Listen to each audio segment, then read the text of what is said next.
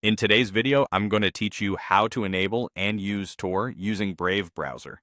If you want a quick way to browse with additional privacy without installing extra software, Brave has a built-in option that routes your traffic through the Tor network. Tor helps mask your IP address and general location by sending your connection through several encrypted relays. It's not a magic invisibility cloak, but it's a strong layer of privacy that can reduce tracking and add some protection against network surveillance. Start by opening Brave on your computer.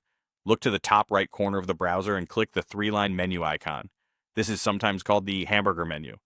From the drop-down that appears, choose New Private Window with Tor. Make sure you pick the option that specifically mentions Tor, not just a regular private window.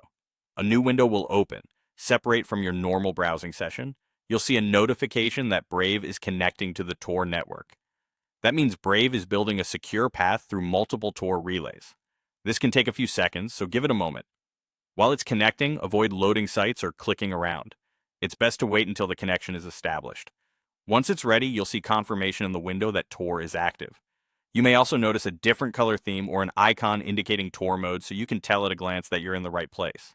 From here, you can start browsing normally in this Tor window. Your traffic in this window only will be routed through Tor, hiding your IP and making it harder for sites to pinpoint your location. Keep in mind that Tor can be slower than regular browsing because your connection is bouncing through multiple relays. Some websites might challenge, block, or throttle Tor connections, and media-heavy pages may take longer to load. A few tips to get the most out of this mode. Avoid logging into personal accounts if your goal is anonymity, since that can link activity back to you. Don't install or use extensions in the Tor window, and try not to change the window size excessively to reduce fingerprinting. Only the tabs in this Tor window use the Tor network. Your other Brave windows and other apps on your device are not affected.